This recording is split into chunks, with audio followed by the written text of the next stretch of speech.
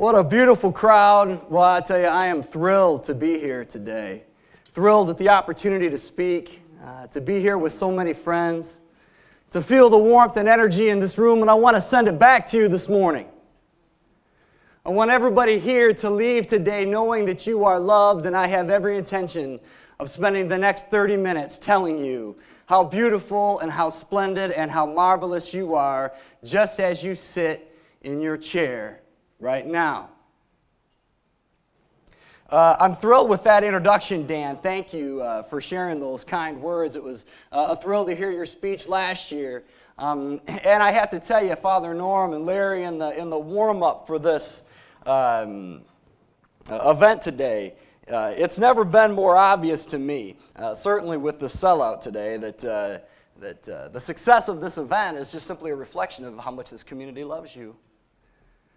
You know, in your authenticity and your willingness to go first. And so we're all here today celebrating you, and I hope you can sit in that and enjoy that while we're here, you know, because there's so much goodness in you reflected in all of these people that are here right now, and that tells you who you are, friends.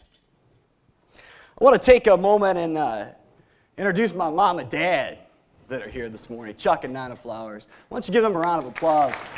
They deserve it. That's right. My brother Dave, his lovely wife Christy, their daughter Anna is here this morning too. And anybody here who knows me knows that Dave is my very best friend. Dave is a counselor and a blogger and a mental health professional and a pastor. And he's got a popular blog, davekflowers.com, where he writes about those issues. And aside from being an important source of moral support for me this morning, Dave also was an important backup. Because if anything happens to me while I'm up here, Dave can just get up here and improvise a better speech than the one I've planned anyway. He's a wonderful guy. My kids are here today, Andy and John and Mary, the loves of my life. I will probably choke up a number of times today, so I want to invite you to go with me. I got nothing to prove. Anyway, these kids have taught me so much about unconditional love, and my wife Holly is here, who is lovely and beyond faithful, so dear and special to me. She's had me on a program since day one, everybody. And I suppose that says a lot about why I'm here today talking about aspiring. You know, I've thought a lot about the words I have to say today. And as you listen, I want you to know that I am talking foremost to me. I'm not standing up here preaching a sermon to you about everything you need to do and everything you need to know. Everything I'm saying today has come out of my want and my interest to bring about a life that's a reflection of who it is that I want to be. So I'm not preaching at you. I'm standing alongside of you. And it's remarkable that I'm even here. I got to tell you, I was last week driving, I went to Circle K like I do every morning to get coffee on my way into the office, and I was talking to Nancy, who always rings me up, and she said to me, hey, I saw you in the paper. It looks like you got a big speech coming up. And I said, yeah. What's it called? Aspiring Still or something? And I said, yeah, that's it. She goes, well, I thought it was a really big deal, and I got the paper, and I showed it to my brother, and I was like, look at this. This guy comes in every day. He's just a regular guy. And I said, you have no idea how right you are about that, you know? And I wanted to go on and tell her, yeah, how much I struggled to get through high school, you know? How hard it was for me to read and pay attention. I want to talk about how much I've struggled with fear, you know, and a million other things, you know. In fact, she didn't even know how much of a compliment she'd paid me to tell me that I'm a regular guy. It's been a struggle to seem regular at times for me, people. So it must be the therapy's working. I told you I was going first, people. Seriously, one of the greatest joys in the success of the food bank is the way that people react to me when they find out I'm dealing with the same things they're dealing with.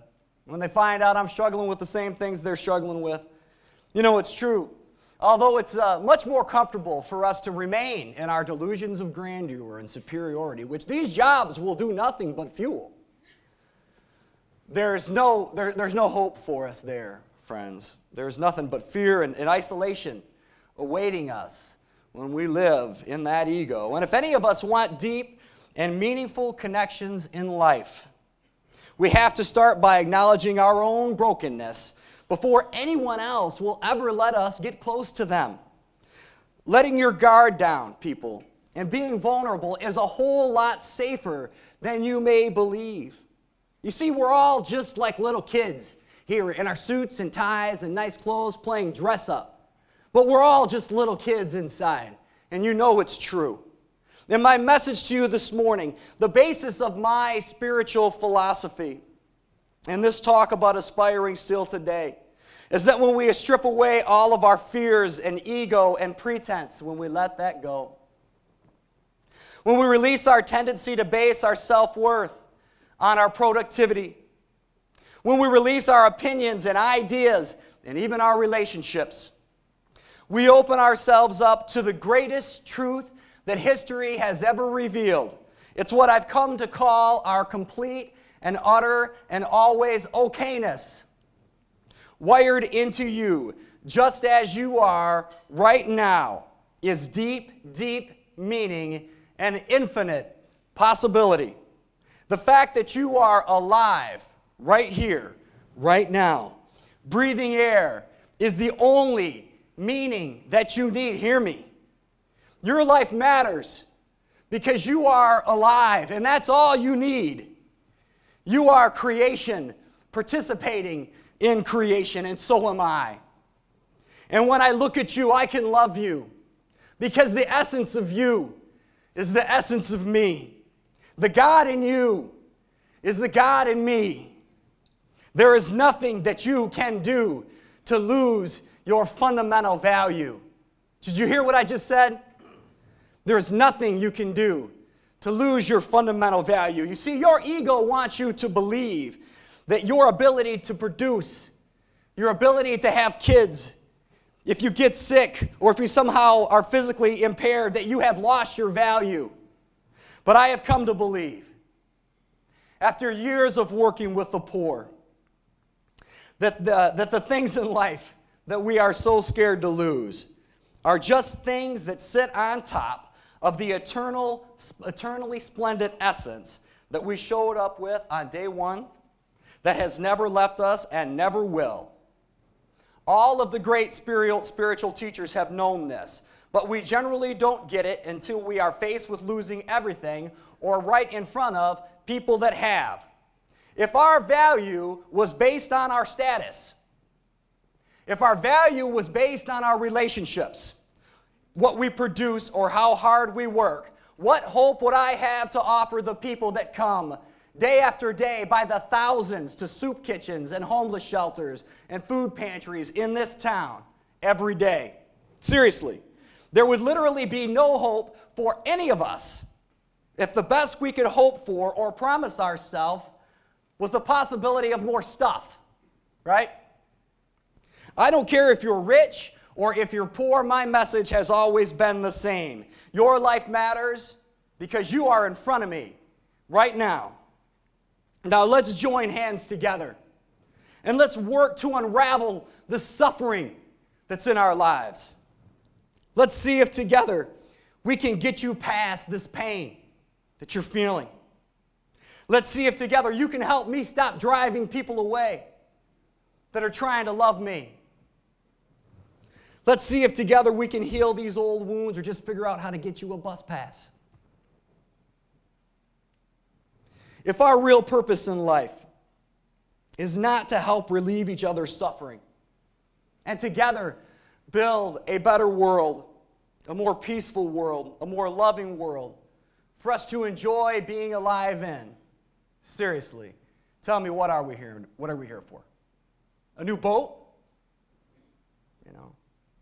If you think the things that you are going to get in life, the material things, the cars, the houses, and the boats are the things that are going to bring you happiness and satisfaction. You might want to see Pastor Dave on the way out, because that will drive you to bits. That is what is grinding us to bits right now anyway.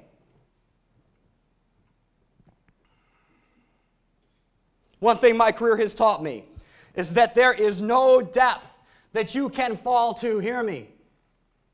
There is no depth that you can fall to and not find people willing to meet you there and love you and affirm your value as a human being. There is nothing for you to be afraid of.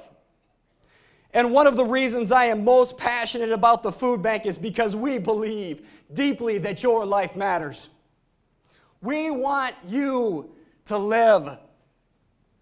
We want to give you this food so you can take it into your body and create the energy that you need to continue in your being, to continue in your possibilities and in your wondrous potential. We believe your existence, even in your broken state, makes this world a better place. Your smiles, if only for the person lying next to you in the hospital bed, make your life worth living. You will never stop being valuable. You will never stop being perfectly and eternally safe. You will never stop being eternally safe. You are okay. If some person or religion or institution ever gave you the impression that your life has no inherent goodness or meaning or is somehow beyond redemption, you were lied to. Now gather up all of your flaws, gather your flaws and fears and insecurities. Dave, Christy, and Phil,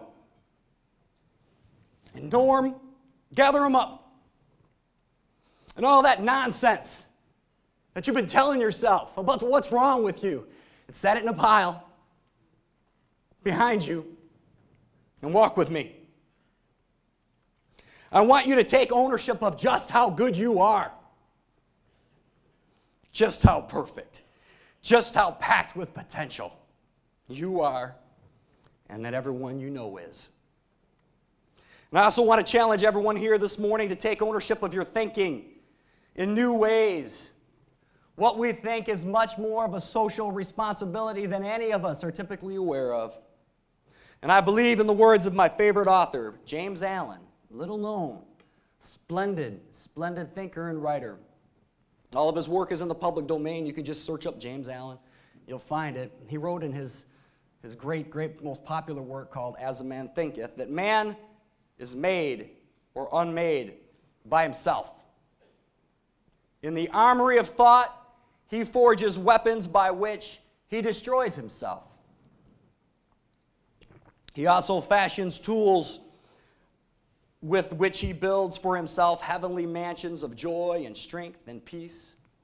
By the right choice and true application of thought, man ascends to the divine perfection. And by the abuse and wrong application of thought, he descends below the level of the beast. Between these two extremes are all the grades of character, and man is their maker and their master. Our starting place, friends, must always be owning our fundamental goodness and safety in God's universe. That's where we start. Own your safety and beauty and perfection in God's universe. That's number one. That is our basis. Our lives matter even at their lowest points. What you're scared of, you don't need to be scared of. You've got meaning even if it comes. We have to never give up that belief, or we'll surrender our hope in humanity altogether, and we've done that all too many times. Aspiring on from there, we must acknowledge that there is an immediate and unassailable connection to our thoughts and what we bring about in the world. We think we're alone a lot of the time. I think I'm driving to work by myself, but what I'm doing while I'm driving to work is cultivating thoughts I'm going to bring into the office that day. And you're doing the same thing. And you cannot think something that's wrong or hurtful or violent against me without me being the recipient of that as soon as we make connection. And that's the truth. We are so connected, it's incredible. We're all wired into the same system. Our thoughts and ideas, our moods and behaviors have an enormous connection upon one another. We make or unmake ourselves as individuals and a society by what we think about individually and collectively. What we aspire toward still in the presence of our flawed attempts, listen, is to bring out about a reality that is in alignment with our greatest hopes for what we want to be. We have to own the fact that our thoughts create our reality. That's true for me, that's true for you, and for all of us collectively. Some people call it the law of attraction. Some people call it the power of prayer. However it's packaged, it's a universal law and we're all subject to it. If you're taking notes, I've made 2 points so far. Everyone has fundamental meaning, and that our thoughts create our individual and collective realities. The tree is always best known by its fruit. The tree is always best known by its fruit. As Dr. King taught us, the ends are always alive inside of the means. You cannot bring about ultimately positive changes in your life and ends in your life or in your relationships or in work, in society as a whole, if your means are not ultimately positive. Happy tree, happy fruit. Sick tree, sick fruit. You might get a short-term game nursing sick fruit. I can give you examples of that all day long. Short-term games from people nursing sick fruit. I recently watched 12 Years a Slave. Did anybody see that movie? I was floored by it. I didn't even want to watch it because I knew how much it would affect me. What world were we living in, treating people that way? You know? And there was people thought that they had means and ends that justified that sick behavior in our society. 80 years later, Hitler arose in Europe, nursing sick fruit, thinking thoughts that he thought were right, and a lot of people signed on and they committed horrible atrocities against one another. You know, and here I am today at a motivational speech trying to aspire you to all do good and to live good and to think positive thoughts. But positive thinking and the laws of ends and means are two sides of the same coin, people. And I can't talk about the good things that come from good thoughts unless you recognize bad things come from bad thoughts too. Thank you. Thank you. I got one friend. How am I doing, Dave? I got one other one over here. Thank you.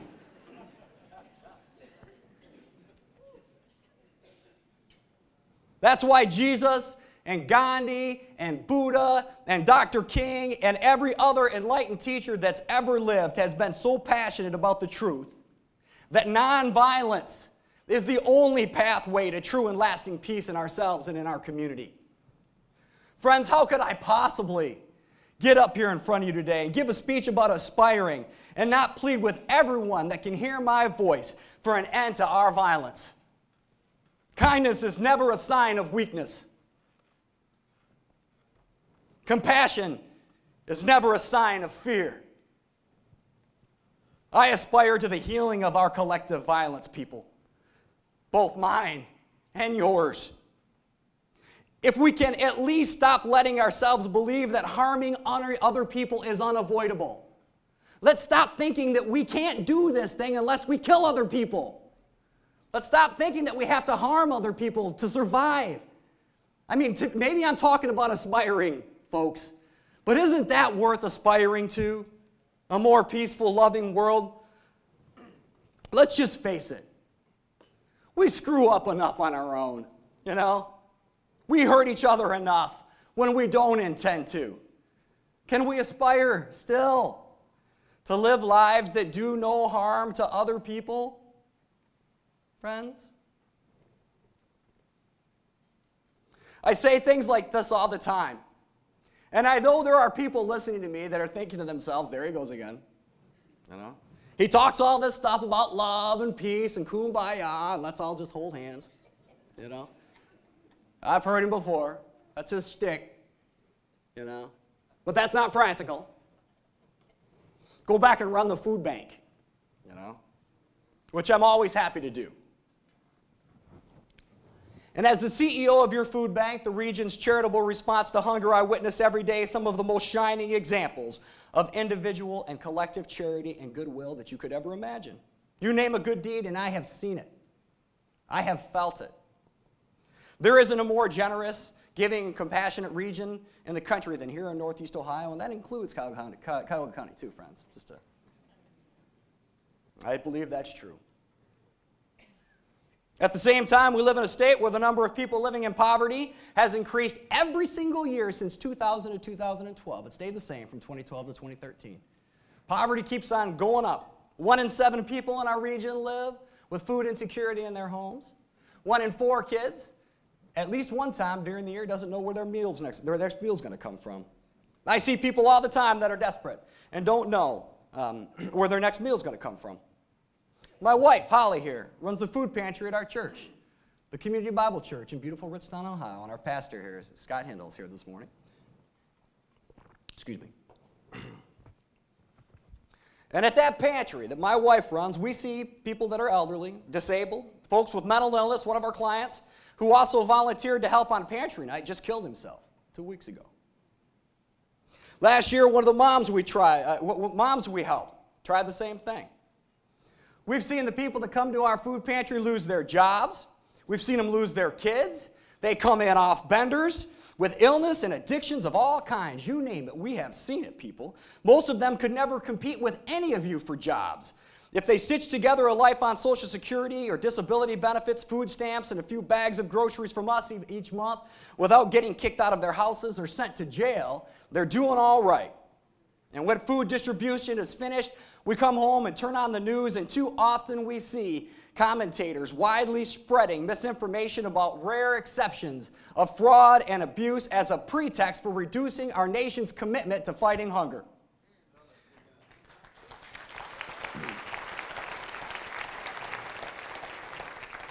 An undercurrent of deep resentment for the poor, fueled largely by anecdotal stories of abuse and deep divisions on how to address their plight, has crept into our national dialogue.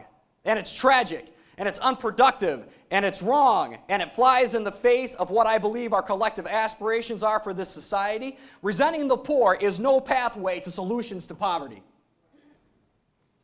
And failing to agree on solutions is never an acceptable excuse for inaction against a reality that's not in alignment with our aspirations for any people or any group. I'm going to say that again. Our failing to agree on solutions is never an acceptable excuse for inaction.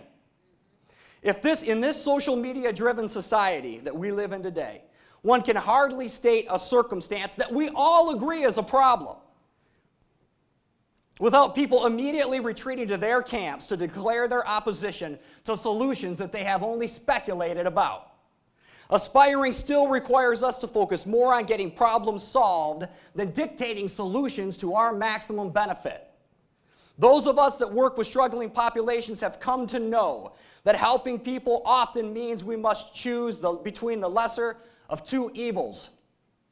Saying yes to the poor sometimes means accepting circumstances don't always fit into our prescribed notions of how people are supposed to respond to our offers of assistance. Just like our kids. We always want people that we care about to accept their truth.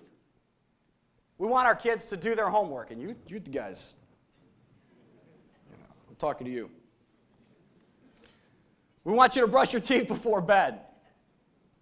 We want you to stay out of trouble and take care of yourselves and get a great job and live a fulfilling life, But just like our kids, they don't always do that. And anyone that's raised kids knows that constantly acting disappointed in them is the best way to drive them out of your lives altogether. How could we assume that caring for the poor and hungry in society would be any different, right? Helping our kids become all they can be requires heaping doses of grace and love and patience and a willingness, despite all of the hurts and tears, to make sure that there is nothing they can do and that they know there is nothing they can do to lose their fundamental value in your eyes. Parents see this plainly, but we struggle to extend this understanding and grace to everyone else's kids. especially when they're 15 or 25 or 45 and they don't look like we do and they live on the other side of town. But folks that have been doing this work for a long time, for any amount of time, don't get callous to the disappointments and pain that is such a part of the experience of stepping into someone's life. They just simply know that the pathway to freedom and recovery always requires someone to take the first step over and over and over. And that's what I believe we as a society must do in the face of our most pressing challenges. Since the beginning of history, armies have met on battlefields around the world and literally slaughtered one another. But there has always been a band of people that showed up after the fighting was through. And they went across the battlefield, and they came to the aid of those that were injured on both sides of the fight. They didn't care what color their uniforms were before the shooting started, because when the battle was over, they all looked the same. So it is true with you and me, all of us together, aspiring to build lives and relationships that represent the best in us, that represent our common humanity and bring about more love and more understanding, more health in our communities, better schools for our kids, better dreams for our future. Aspiring still always requires us to drag ourselves back to the table, back into relationships that have caused us pain. Aspiring still requires us to go back to those battlefields in our lives, in our churches, in our city councils, and in our world where the blood of our loved ones has been shed. Our challenge, friends, is to dream the dreams and build the values that inspire us to aspire still. The ancient Greeks and Egyptians and all their culture and architecture, the Romans and all their might, the sailing Vikings, the early Americans as they rolled the plains, and our founding fathers that came after. In all of their great wisdom and achievement, none of these people inhabited this planet possessing the mighty power and potential to make or unmake our world as we do, right here, right now. We have in our hands the knowledge and technology to place ourselves in our universe in a context that has never been known before. We possess the potential to eliminate diseases, explore new worlds, make cars that drive themselves, and limitless other things. We can and we will do these things if we aspire to do them and to work to co-create a world where the impossible becomes possible. Wouldn't it be great? Wouldn't it be great if a generation was to arise here and now that said enough to the divisiveness that has held us back for so long? Enough of taking more for ourselves today and leaving less for the generations to come. Wouldn't it be great if 100 years from now, 200 years from now, when all of us are gone, if people said, this is the generation that got it right, you know? They were the ones that wrapped their head around the truth that all of life is sacred, that all people deserve an opportunity to breathe clean air and to know where their next meal is coming from. Those who came before us did not have a lock on truth.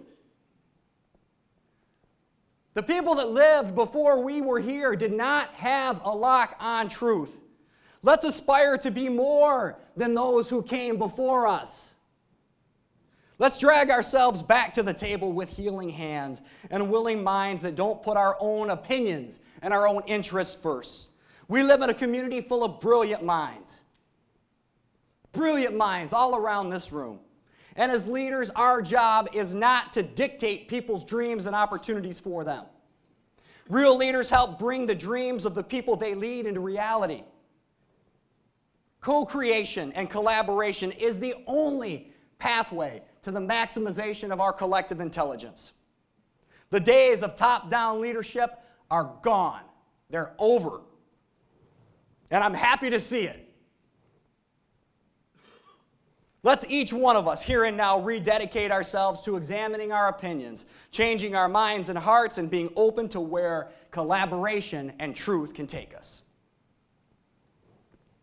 This past summer, Holly and I and the kids attended the funeral of Bill Pletzer. Bill is a legend in Ritztown. I got some Ritztown people here. Jeff was even at the funeral with us.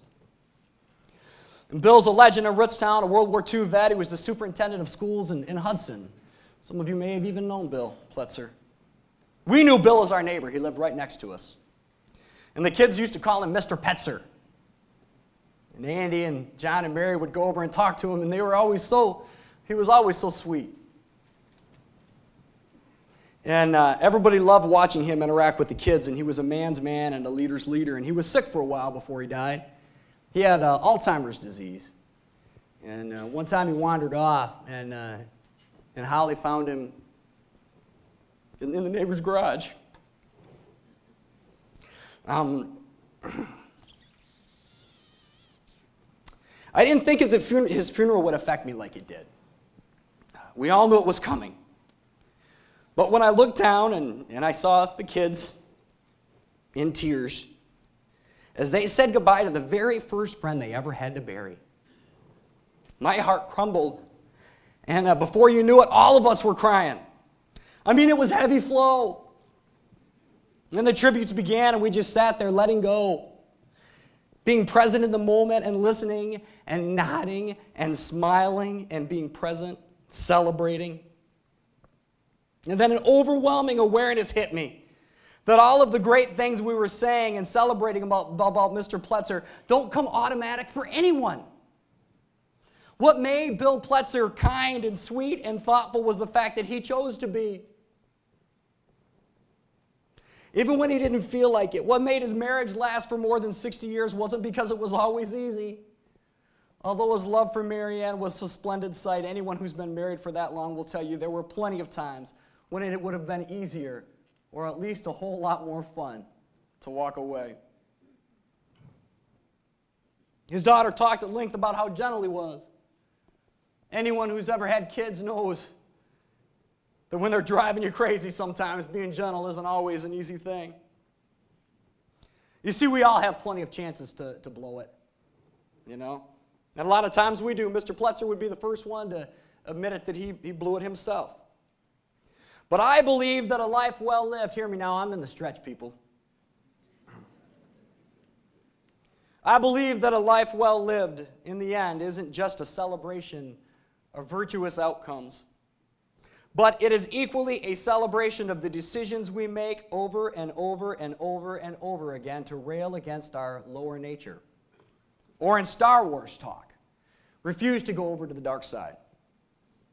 And my challenge for you today in closing is to realize that there is an immediate and unassailable connection between your inner journey and our collective journey. Recognize that there is an immediate connection between your inner journey and our collective journey. If you are intentionally working to bring about a more loving, accepting, and compassionate and complete you, the inevitable consequence will be a more loving, accepting, compassionate, and complete world around you. Your process is our process. Own that. If your life and if your relationships are not bearing the kind of fruit you'd hope for, remember that only a loving pathway will result in a loving ending. Please love and serve the poor and take care of your neighbors. Please forgive people that you don't want to forgive. Get closer to people that you may tend to judge. Please be open to changing your opinions. Please support the work of the food bank. Shelley just told me that Harvest for Hunger is running a little behind. We could use an extra gift. We love you. You matter. Listen to me. Your life matters. You're special. There is nothing that you cannot do. There is no challenge awaiting you that you cannot overcome. Nothing will ever overwhelm you. You can accomplish anything you set your mind to. You are beautiful. You are special. You are loved, ageless, perfect, splendid, and perfectly safe now and every day of your life in the hands of the God of all religions and of all people. That's all I have to say. Thanks.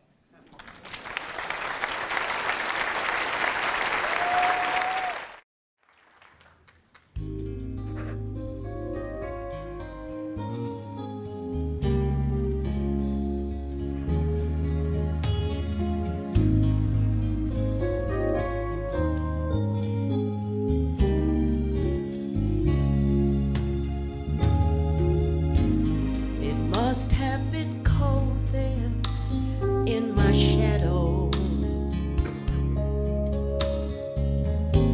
to never have sunlight on your face, but you were content to let me shine. That's your way. You always walked a step behind, so I was the one with all the glory, while you were the one with all the strain. A beautiful face without a name for so long, a beautiful smile to hide the pain. Did you ever know that you're my hero? Everything I would like to be.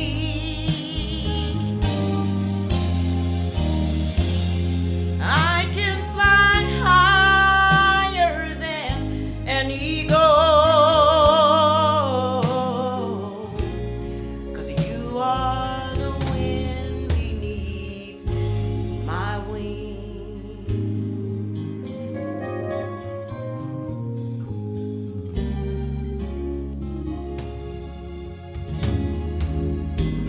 Now it might have appeared to go unnoticed, but I've got it all here in my heart, and I want you to know I know the truth. Of course I know it, that I would be nothing